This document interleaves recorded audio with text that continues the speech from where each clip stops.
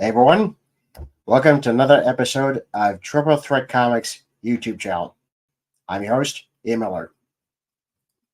Tonight, we actually have a very unique guest with us. Again, all my guests are unique, like I've said in the past, always special. Um, he's a graphic designer, but he's also the owner and operator of Neuverse Creative.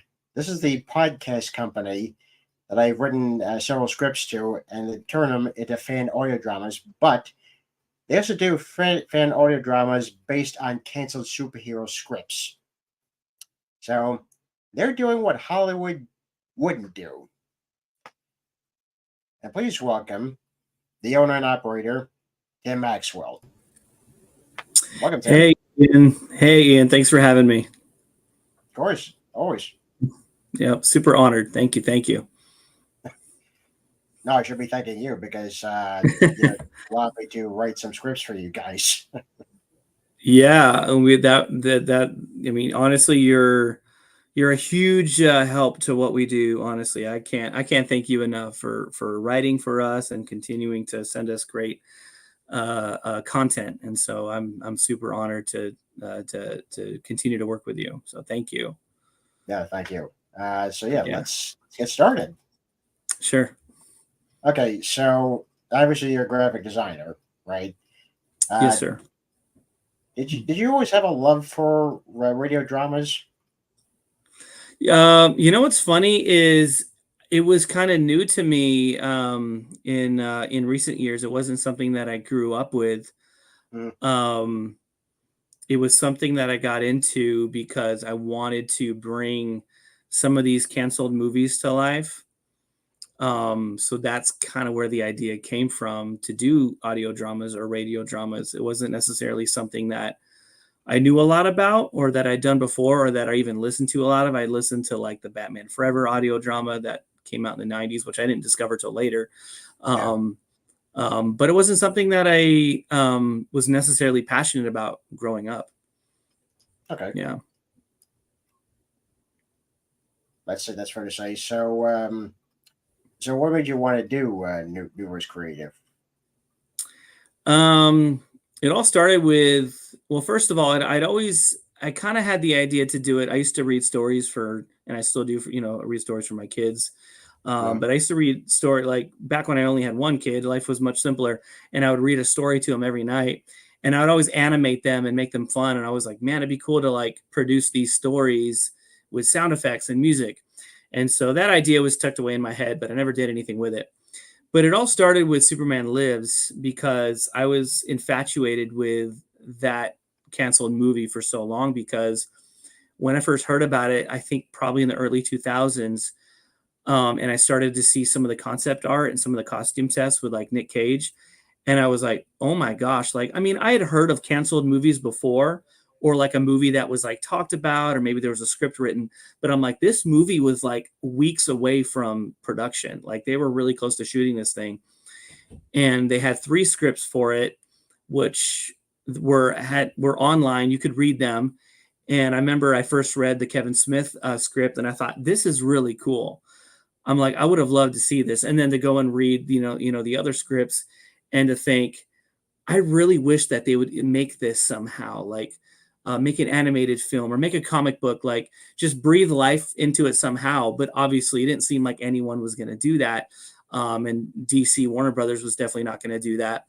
And obviously they're invested in everything else that they're doing. And so I'd always had the idea to bring life to Superman Lives in some way. And I think my first idea was like a comic book, but that wasn't something that I had the ability to do. Even though I'm a graphic designer and I love art, I can't do that start to finish. And I didn't have the ability to do that. And so I had done a lot of, like, if you go online and search Superman Lives, you'll see probably a lot of fan posters. A lot of those are actually done by me that I did way back in the day. They don't look very good because I did them when I was like in high school. But that was me. I was one of the guys that was making all these fan posters back in the day for Superman Lives because, again, I was infatuated with it. And then, so fast forward to a couple of years ago, it just hit me. I was like, well, I've never done this before, but I could probably do an audio book or an audio drama. I didn't even know what to call it at first. At first, I was calling them audiobooks, and then I learned that audiobooks are more like like a narrated read through of a book. And so, but an audio drama is more like narration, full cast, sound effects, music. And I'm like, that I can do. I'm also a musician, so I've worked in audio before to some degree. I think I know how I can do this. And so I got into it, and I was like, and I realized, first of all, I didn't know what the heck I was doing. I didn't know how to direct my voice actors. I didn't know I was working with very minimal budget. I didn't really know how best to adapt the screenplay into an audio drama script. I just did the best I could. And I learned as I got further along, but on that first one, I didn't know what I was doing. And it was a big undertaking. It took me months to edit that thing. And I almost gave up on it at one point. But that's essentially how Neuverse got started with Superman Lives. Like if it weren't for Superman Lives, there wouldn't be Neuverse. That was literally, and I didn't know if I was going to keep making them. I just knew that I wanted to do something with Superman Lives, and I knew I wanted it to do it with Dan Gilroy's script because that was the last script before they scrapped production. So I'm like, if you're going to bring life to Superman Lives, I think that's the script you should pull from because that's the closest thing to what the movie would have been because they were weeks away from shooting when they had that script in hand. And so that's in a sense that's the genesis or that's the inception of Neuverse, and the rest is history. Wow, that's incredible. Yeah. Especially, I actually forgotten that Superman Lives was one of the first that you did. And, yeah.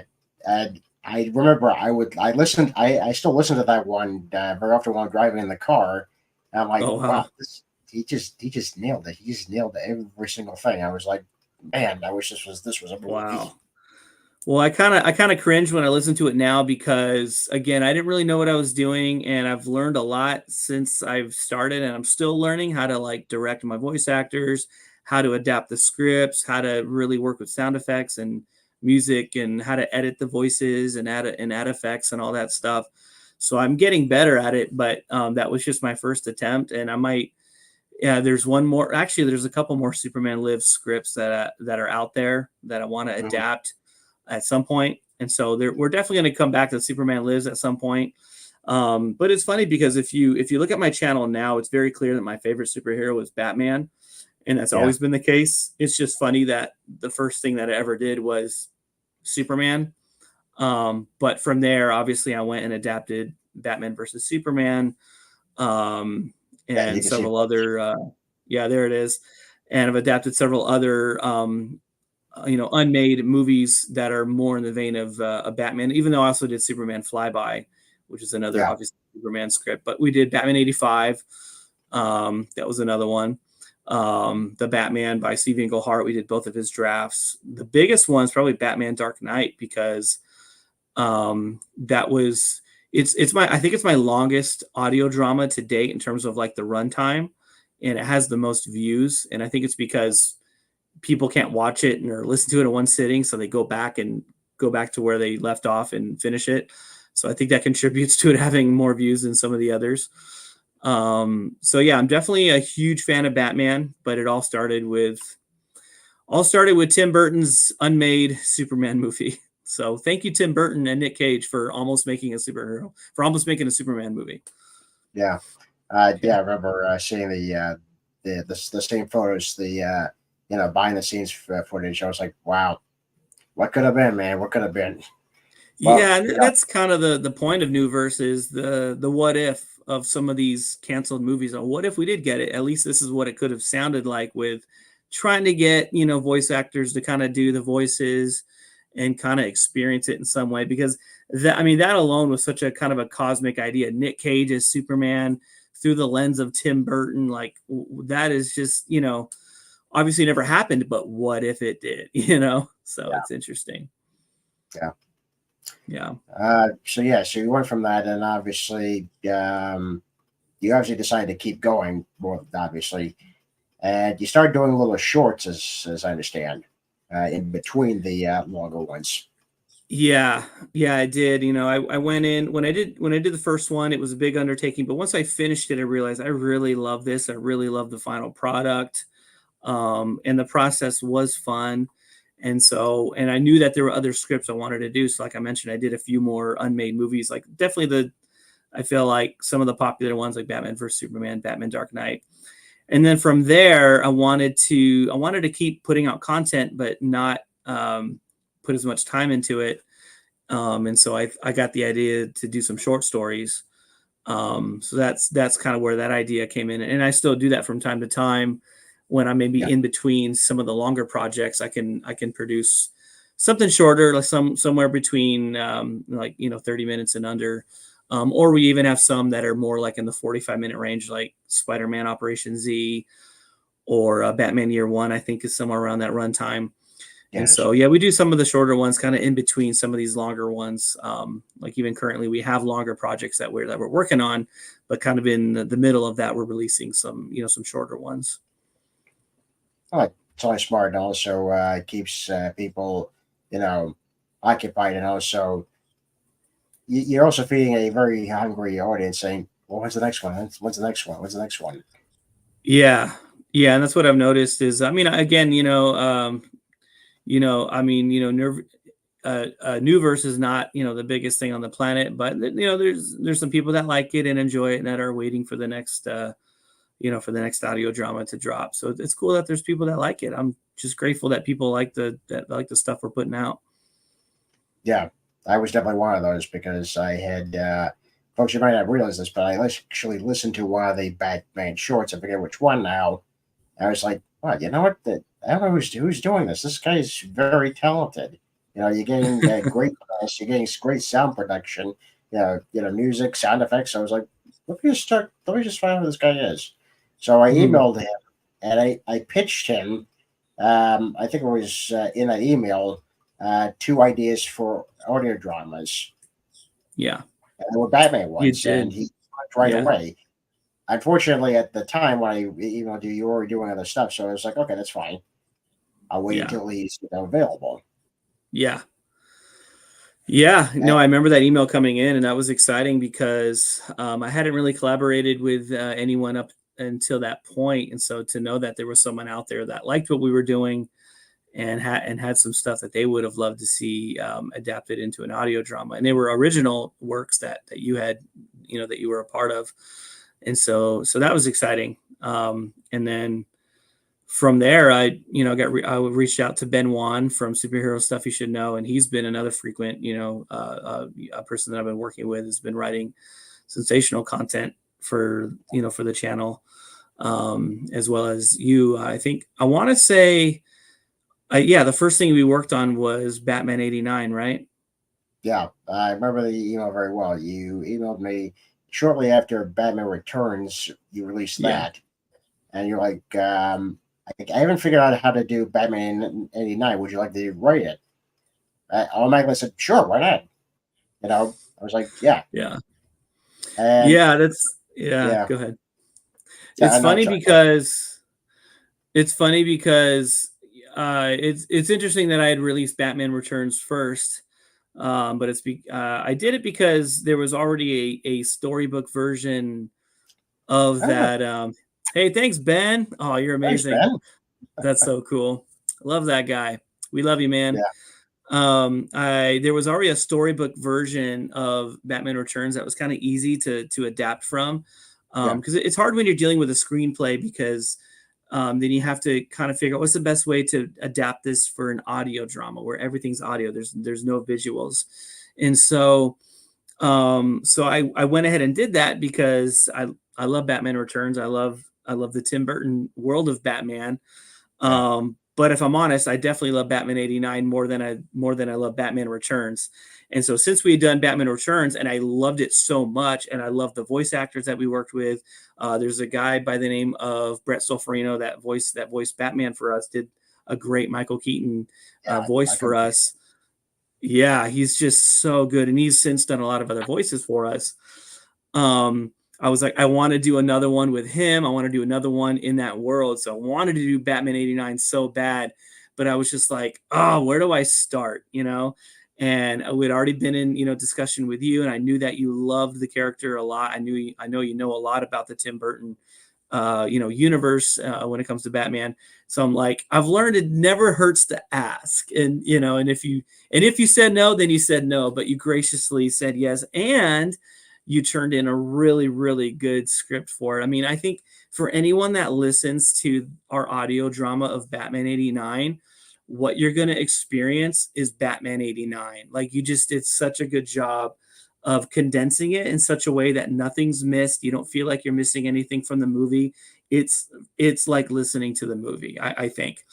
And I think your script with like the voice actors that we worked with, and Brett Soferino also voiced Jack Nicholson's Joker, which is the cool thing. So it's the same guy playing the hero and the villain, and he did a great job. And so I was incredibly fortunate that you wrote the script, that we had incredible voice actors that lent their voices to that particular project. And I'm really proud of it. I think it's one of the greatest things that we've had our hand in doing. And so I'm fortunate that you came in and wrote that for us, because again, I was really happy with the outcome. Well, thank you very much for that. I have to tell you, truth be told, that was the first real time I ever written an audio drama script. I've written comic scripts, obviously, so that's how I approached writing Batman 89. So I looked at the script, the movie script, and I looked at the movie itself, and the novelization. I was like, okay, let's just take some of these components and make sure that we take out only what we need to take out, but not add anything in. We don't take the spine out. Yeah. So that's how I approached it, and I was very pleased by the reactions that we were getting from the 89, and the cast did a phenomenal job. It's not easy material to adapt in order, as you obviously just described, but it just worked. Yeah, and it's such a beloved film, so you don't want to mess it up. You don't want to, like you said, go in and take anything out that shouldn't be taken out, or try to add your own flavor to it. You want to stay true to it. It's not like with Batman 89 Shadows or Batman Enigma, where you have creative license to come up with your own story and add your flavor to it.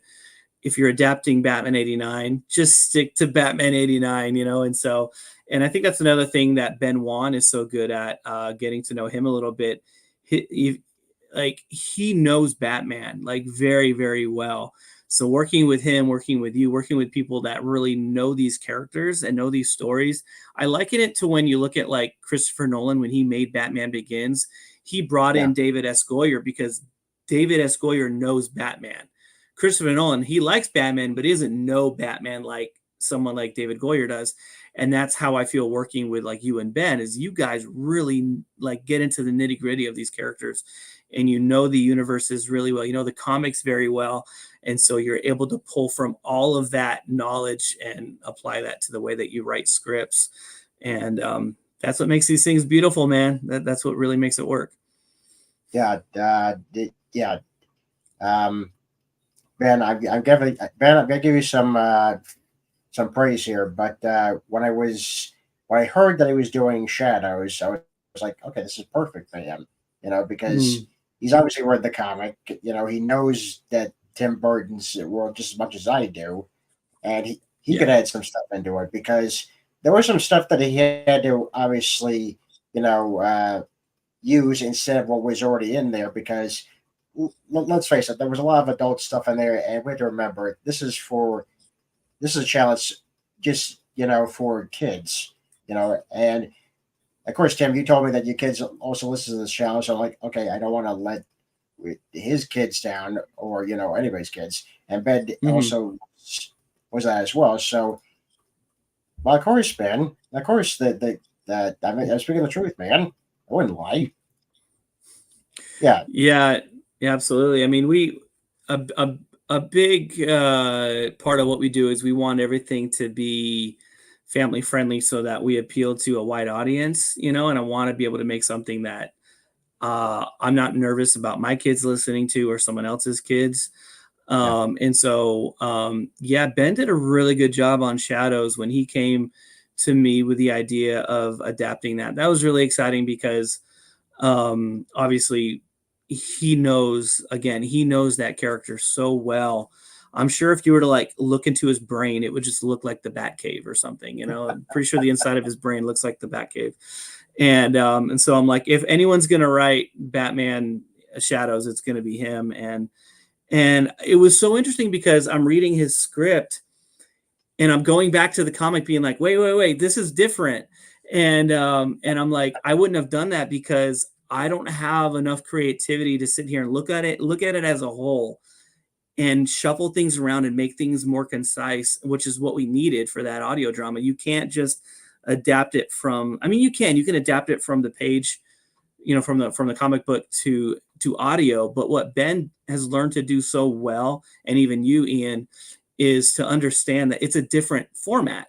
You know, you can do like a comic dub, which a lot of people do, and they do them well, but you have the comic on the screen as your, thanks, Ben.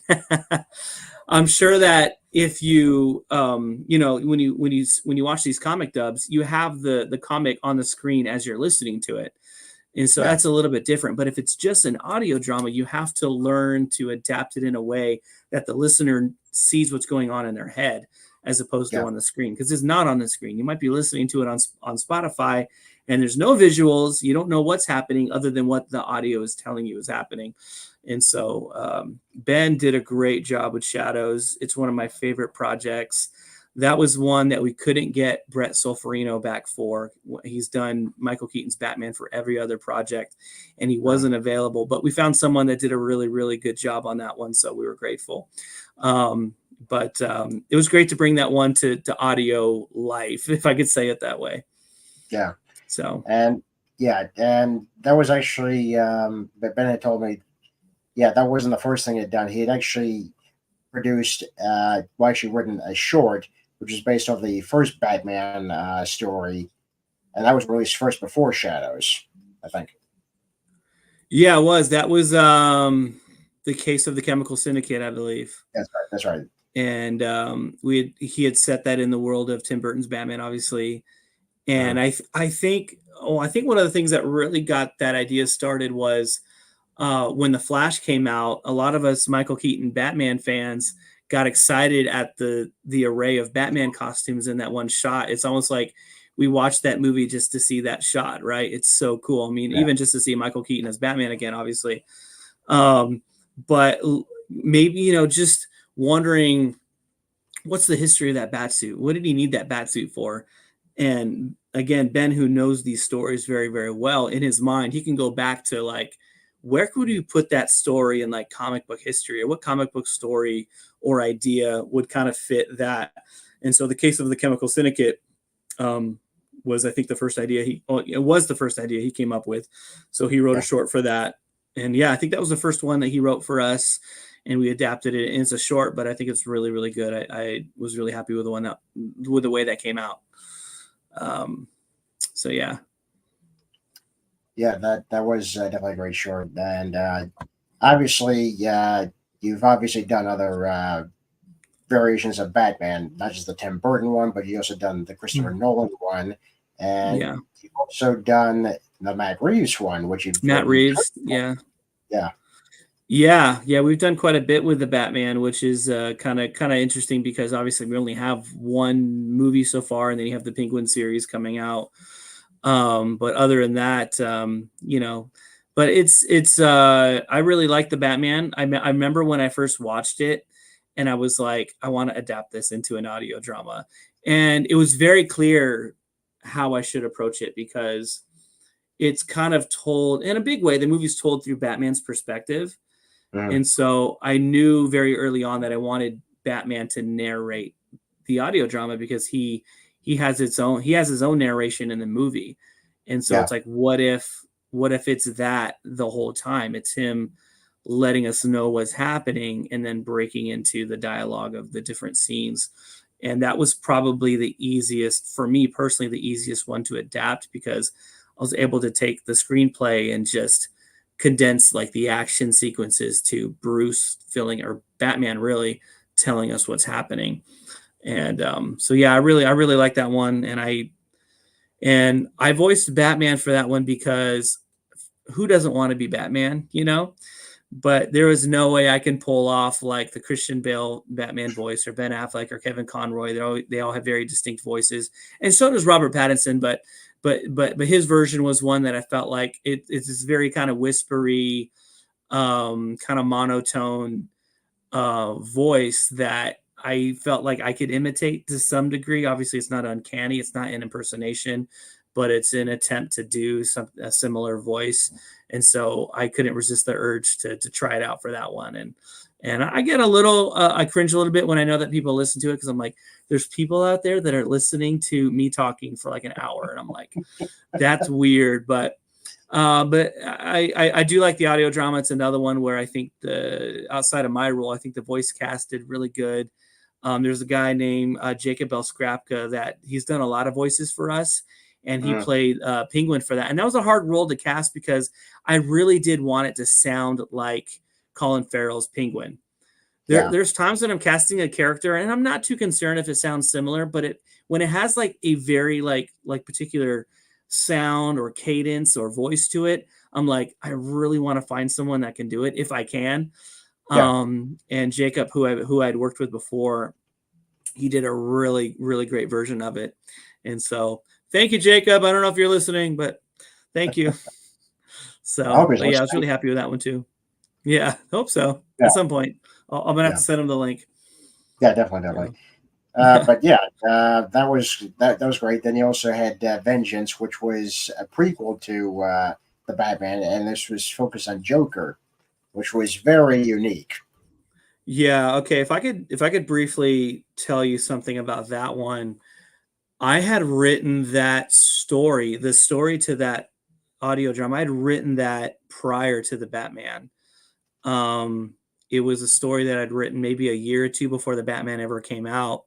And so after the movie came out, I was like, oh my gosh, like I feel like that story fits very well in that universe. It's very gritty, and it's very focused on like Batman's like investigative kind of edge, and the fact that he visits the Joker to help solve this crime. And it's funny because when I posted it, Ben Wan, I remember Ben commented on it. He knew exactly what comic I derived a lot of that dialogue from. That part of it was from a comic book, and I can't even remember which one it is, but Ben Wan could probably comment right now and tell us which one it is because he knows. But it was a comic book that I'd read years ago, and I loved it. Like, I just loved Batman's interaction with the Joker in that, and I always knew that I wanted to revisit that in some way. And so I used that dialogue, or a lot of it, for this.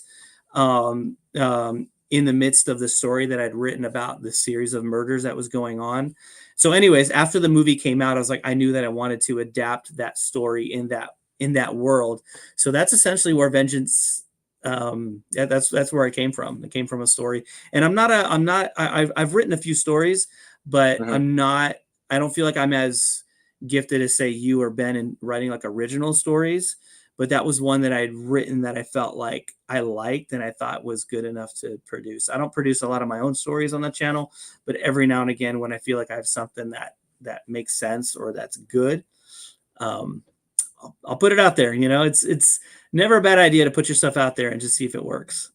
Exactly, and it did work because it's definitely one of the most highly rated of that series. Oh, cool. Yeah. I'm happy with it, and I think for me at the end of the day, if I like it, that's all that matters to me. And if a few others like it too, that's great. So yeah. See, Ben loved Vengeance. Hey, thanks, Ben. Yeah. But if Ben didn't like it, I'd probably shut down the channel. I'd probably just close my doors. Fool's Errand. That's what it was. That's what it was. Okay.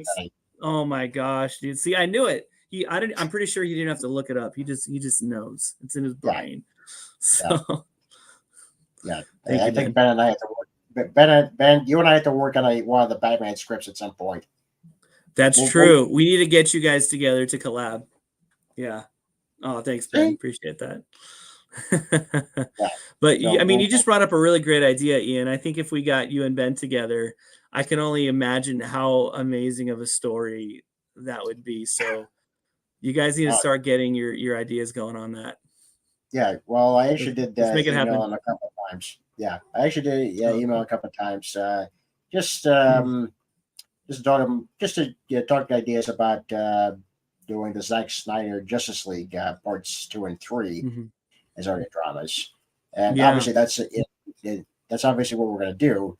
But I want to talk to him, about some ideas that I had for those scripts, Mhm. and Mm. he was all for it. He even suggested a couple of things to me that I didn't even consider. I was like, okay, and then I made a suggestion to him that he even think of. He was like, wow, that's just great. So yeah, Yeah, that's Ben and cool. I definitely have to work together on a script. Oh, I'm excited for that. I just know it's going to be Yeah, amazing. Whatever it is, you could rewrite the phone book and it would be amazing. yeah, yeah. So the next script that you and I collaborated on, which we co-wrote together, was the short um, Two of a Kind. Two of a kind. That's right. Yeah, that was. I got this again. I really love the Batman, so I wanted to keep producing anything related to it. That it was fun to me, and I was working on this kind of Catwoman centered story, and I was just kind of stuck at a certain point. So I'm like, I'm gonna reach out to Ian and see Mm, if you have any ideas. And he came back really quickly with a really solid idea. 'Cause I think it came down to I was trying to tie Selena Kyle's story with the Wayne family in some way, and you brought it all together, tying in I think Falcone. Um, and anyways, I won't spoil the story. Just go listen to it. yeah, But you came up with you really devised a good way of bringing those two characters together, which I thought was really really clever. And so thanks for helping with that one, Ian. That was good. of course, of course. I Yeah. loved working on that because you had already decided the bulk of the story.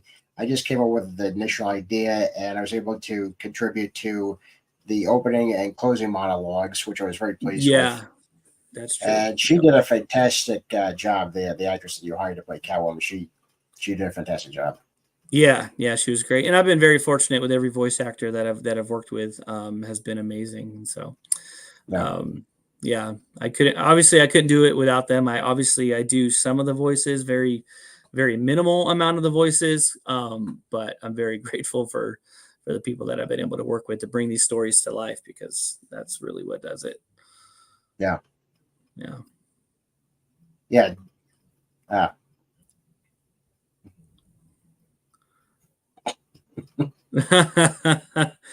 Yeah, it's definitely canon, yeah, no doubt. Yeah, yeah. and if Warner Brothers and DC doesn't recognize that, then that's their problem. So, Uh, we're doing this for the fans. We're doing this for the fans. That's all. hey, they should be asking us to write the Batman too. Like that's why they haven't announced anything yet because they're waiting to reach out to us. Yeah. Uh, yeah, yeah. So obviously that led to obviously other projects. You decided you wanted to do other Batman stories. I remember you emailing me ideas, of what to do next, and I had suggested doing a Batman versus Superman one, but from Bruce Wayne's perspective.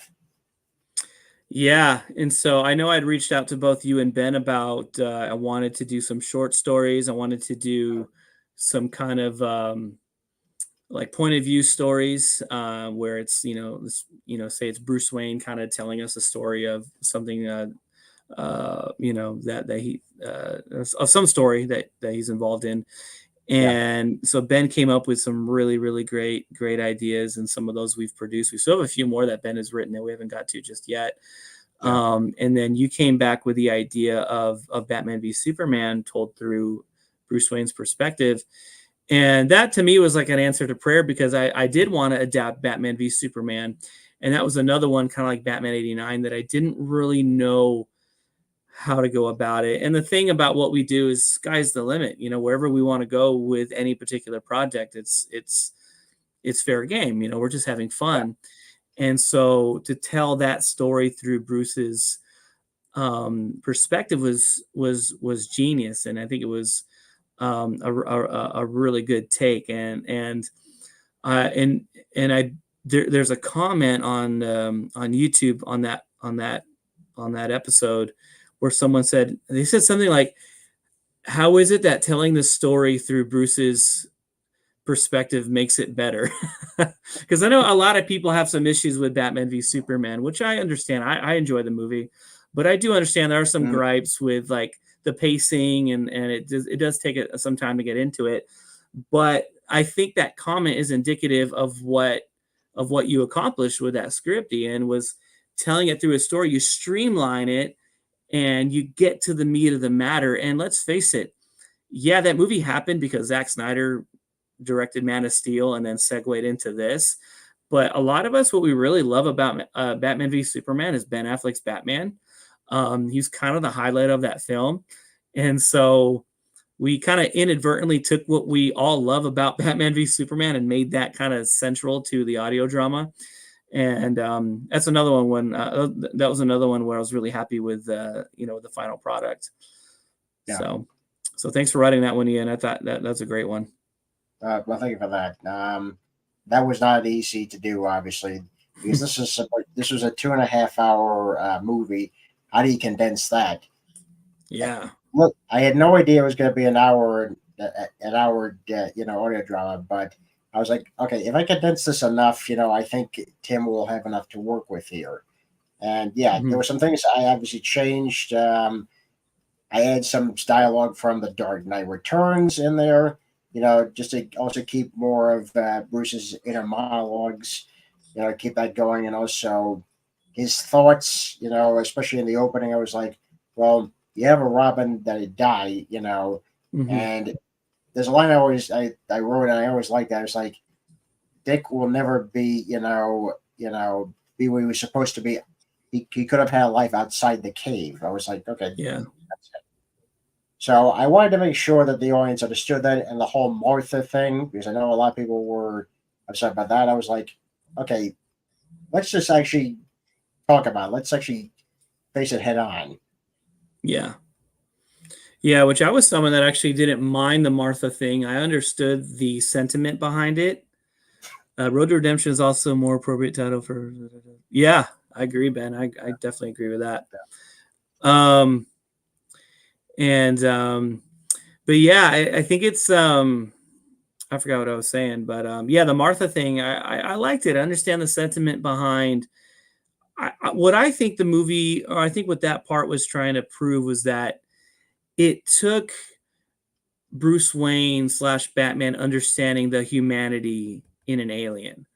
That even though Superman is from another planet, and that's why he feels threatened by him, that even though there's that element, there's a sense of humanity that makes them alike, and that doesn't make him his enemy. And they needed a catalyst, or they needed something to tug on his heartstrings enough to kind of break him. And it's emotional. I thought it was an emotional scene. I think the only thing for me is I felt like Henry Cavill could have played that scene a little bit better. I think Ben Affleck did it well, because Ben Affleck, I think, is such a great actor. Henry Cavill, I think, if I'm honest, I think I love him as Superman, but I do think he has his shortcomings. And I think that scene could have just been played better, honestly. And I don't think Henry Cavill sold it as much as I would have wanted. So I'm glad you kept it in the audio drama, because I think it's essential to... I mean, it was a part of Zack Snyder's vision, really. I think there's certain things you don't want to omit. And then going back to the Robin thing, you have that really powerful moment in the movie where he sees the Robin costume with the Joker's letters on it. But being that it's audio, I think you did a good job of, what is Bruce Wayne thinking in the moment? Because in a movie, you can have a shot of an actor having a physical, emotional moment, but not knowing what they're thinking. And that's a very good indication of what could be on his mind. Looking at Dick Grayson's costume and thinking to himself, what could have been if the Joker hadn't taken his life, the life that he could have had outside the cave. It's emotional. I think for someone that loves these characters, there's a sense of emotion attached to it. So kudos to you for even thinking to put that in the script. I thought that was brilliant. Well, I was reading the script when the first draft, I was like, well, I need something here, because where Bruce is in this point in his life, he's lost people, he's lost friends, he's lost Dick. I was like, this was a son that he never had. You know, Yeah. and that's something that I'm obviously gonna play into that when I do the Ben Affleck's The Batman audio drama. Whoops, Hmm. did I spoil that, folks? No, I didn't, because you already know. You know I'm gonna do That's it. You know I'm gonna hilarious. do it. Yeah.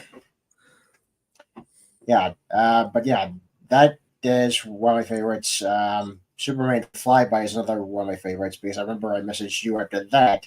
I was like, Tim, this is fantastic. What you were able to do with the J.J. Abrams script, for Superman Flyby was just Thank you. spectacular.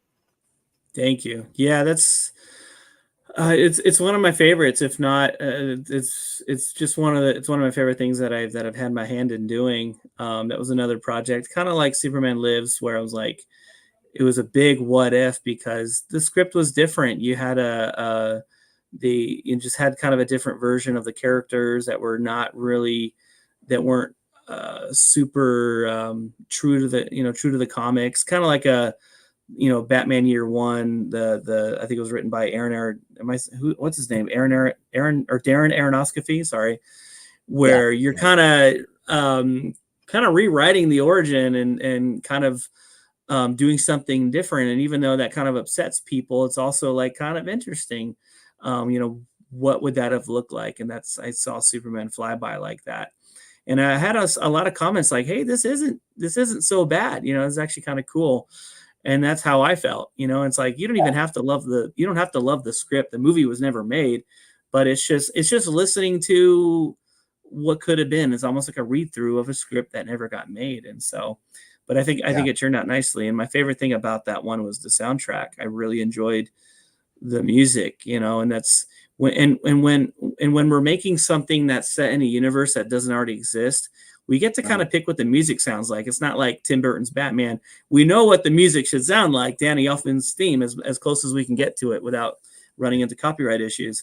But with something like Superman Flyby, what would that sound like? And so it's just going and finding something that fits or something that I think works. And that's one for me where I could just listen to the soundtrack all day. I thought it was really good, and it wasn't my doing. It was finding finding royalty free music that was available to us, and so there's a lot of great music out there. So I was very fortunate that I found something that I thought really worked.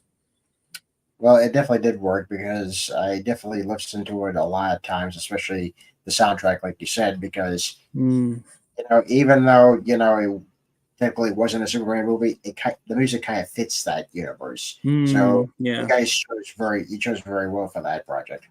Oh, thank you. Yeah, I was very happy with it. Yeah. So obviously you have projects already in pipeline.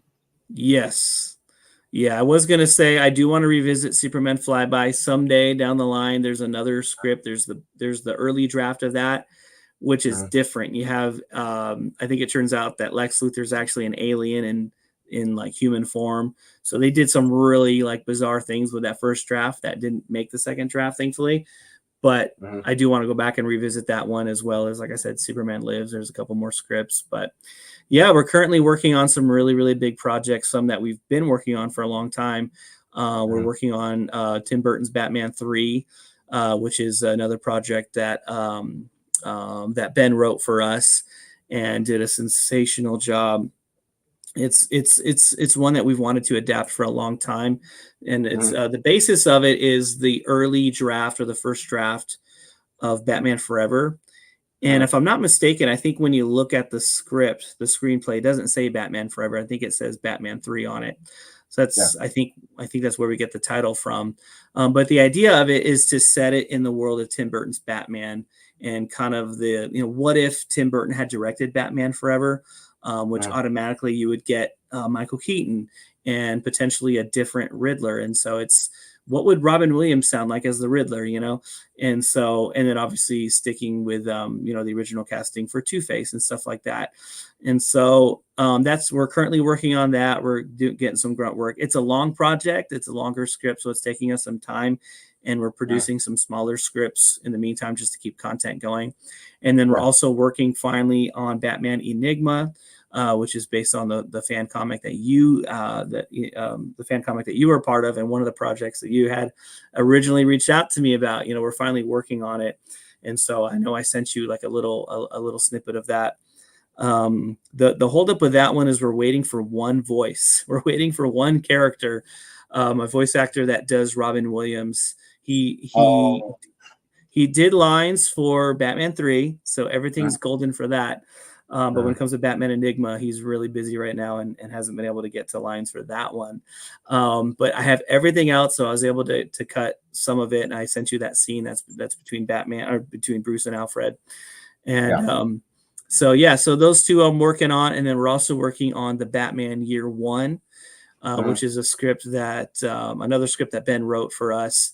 And that was an idea to kind of reconcile Darren Aronofsky's Year One script, which is really bizarre and really out there, and find a way to adapt that, because we did always want to adapt that. We've had a lot of requests for it, but the thing that really kind of makes that one impossible is how inappropriate it is.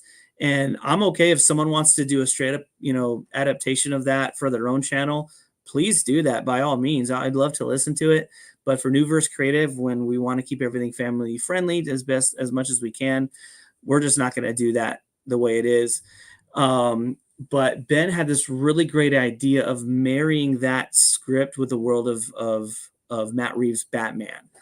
And so, taking out some characters, taking out some content, but keeping the story very much the same. And he wrote a very, very, very good script. I think it's going to be really good. And it's perfect because with the Batman film, you get kind of like a Year Two Batman.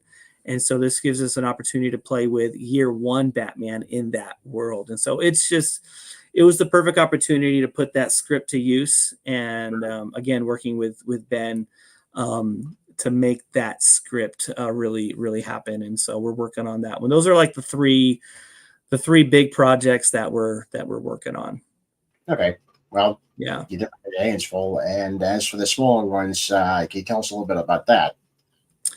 Yeah, so we just released an Iron Man script, an Iron Man audio drama, I should say, not too long ago, that was based on a Stuart Gordon outline from like 1991 or something like that. I think what even I didn't realize is that, because I knew that there's a couple unmade Iron Man movies, and everyone's like, I think they referred to it as like the Tom Cruise Iron Man, from like the 90s.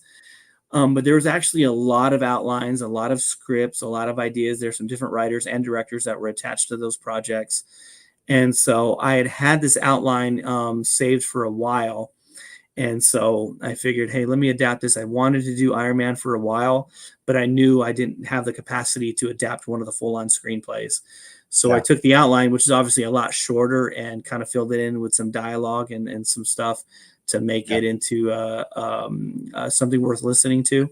So we did that one. And then I'm currently working on what I'm calling the original Man of Steel.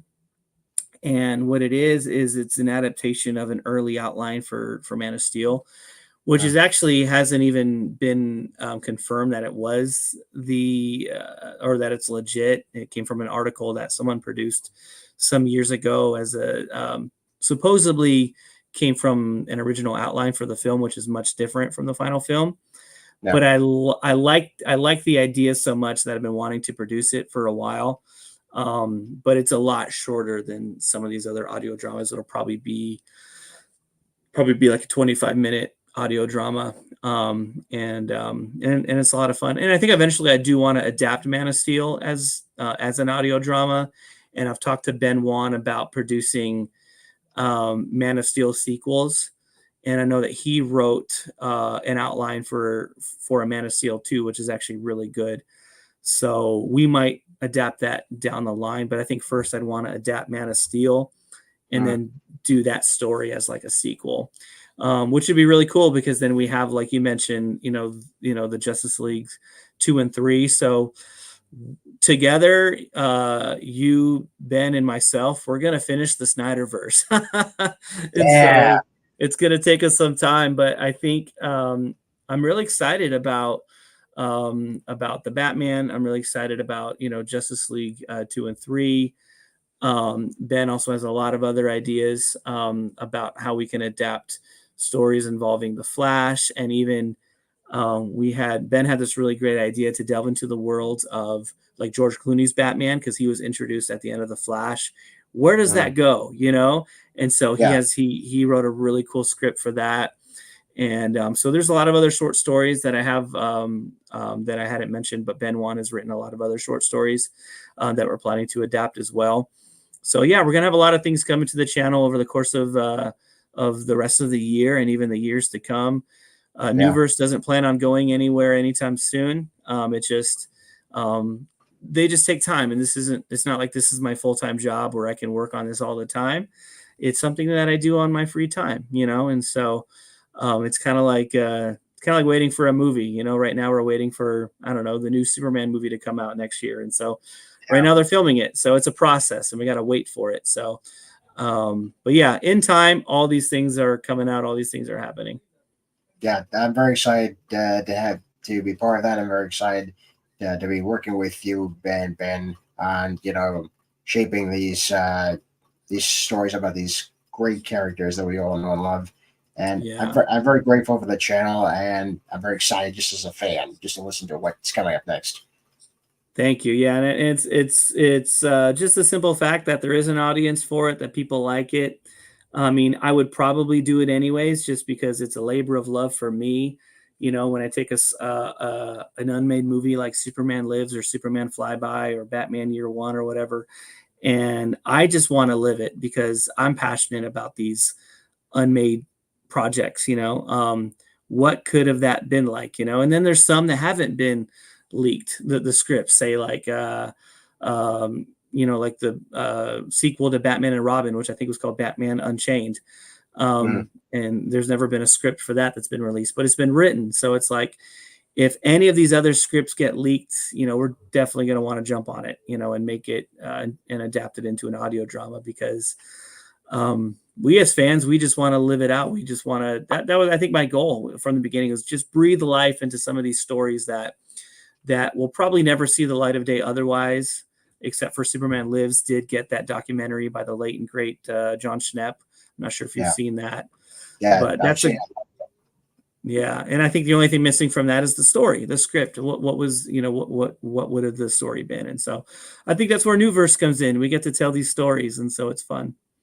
Yeah. So this is great. If you guys haven't checked out Neuverse Creative, they're obviously on YouTube. They also have on Spotify, Apple's podcast, anywhere else? Google Podcasts, or pretty much anywhere that you listen to podcasts, you should be able to find Neuverse Creative. There you go.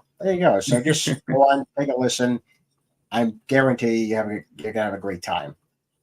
Yeah.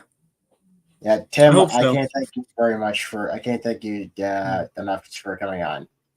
Thanks so much for having me. Of course. And I look forward to what's going to come next. Very exciting stuff. And Sounds good. Absolutely. Stay tuned. Yeah, stay tuned. Okay, folks, before we go, as always, you can check out my own work, Codename Hunter at ndplanet.com.